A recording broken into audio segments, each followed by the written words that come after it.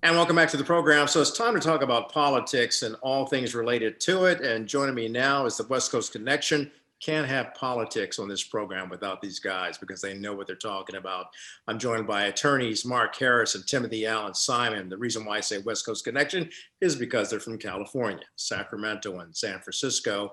In Sacramento, Mark Harris is the partner to the Ben Crump Law Firm. He's also an economist and economics professor. And then we have Timothy Allen Simon joining us from San Francisco.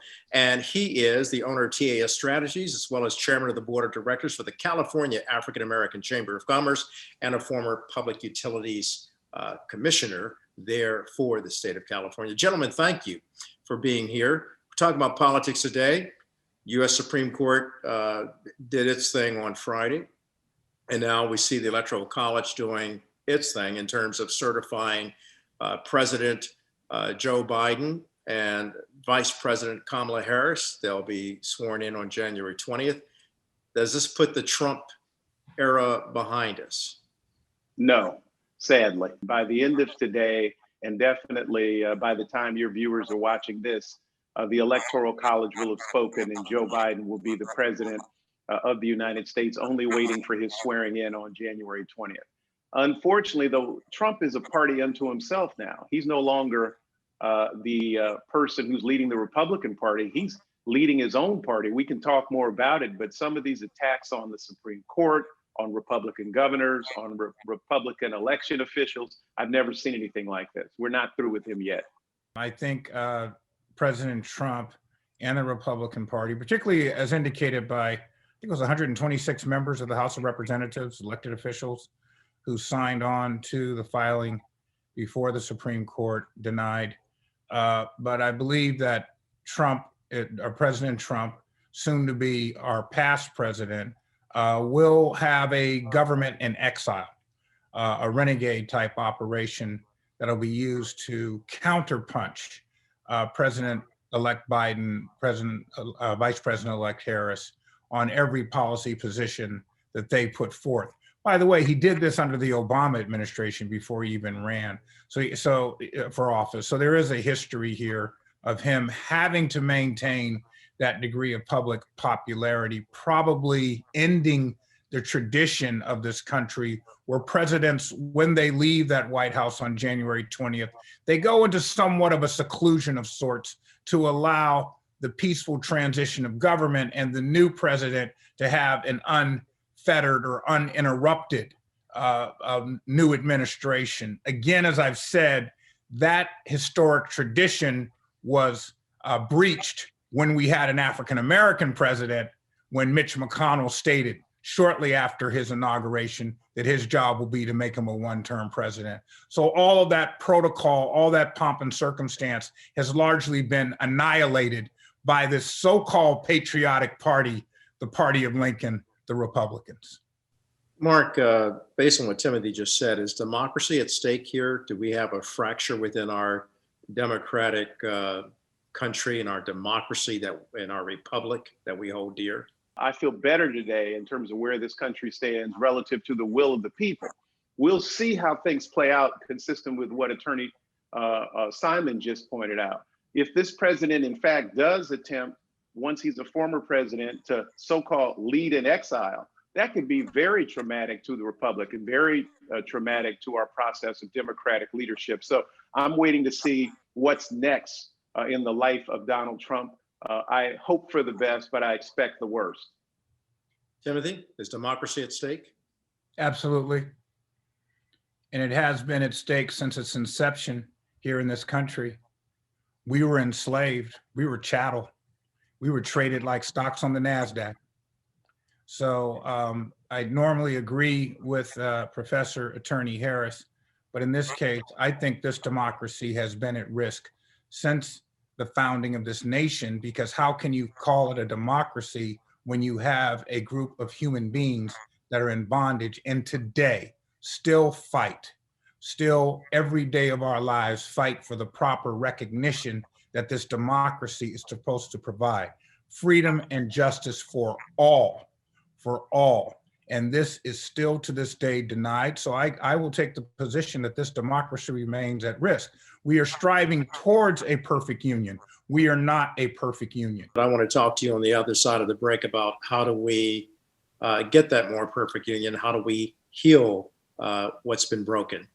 Attorneys Timothy Allen Simon and Mark Harris joining me next after this.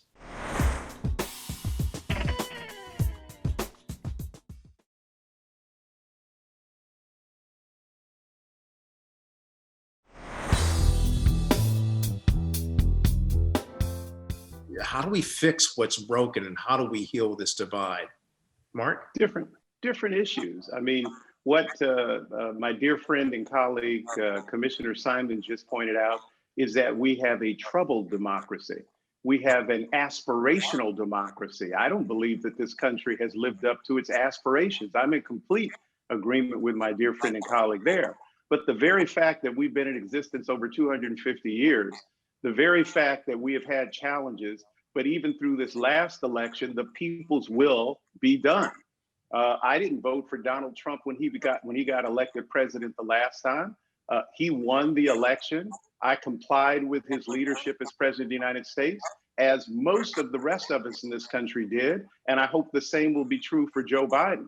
When I think about challenge to the democracy, I think about anarchy. I think about storming the palace, if you will, storming the White House.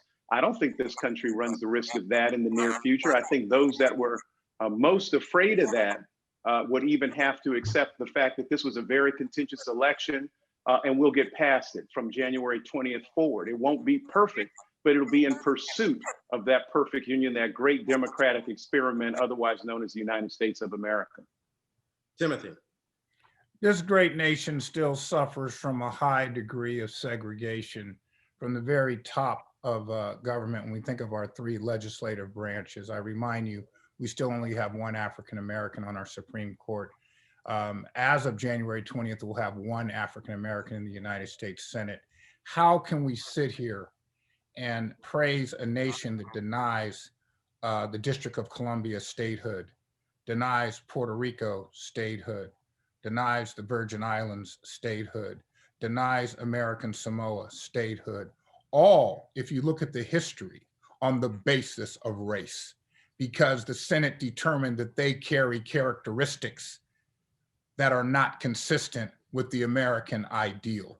Yes, we can become a perfect union, and it is my position that the African American, the most patriotic ethnic group in this country, no other group, fought for freedom while not having freedom at home. And I'll make one exception for our Japanese brothers and sisters who experienced internment, and other ethnic groups, Native Americans as well, but they didn't suffer the humiliation of human bondage. So yes, we have to continue this battle. We have to continue this fight so that all Americans have the privileges and immunities and equal protections that this Constitution deserves. And that fight is going to be carried down to our children and grandchildren, but it is still a fight that we must take.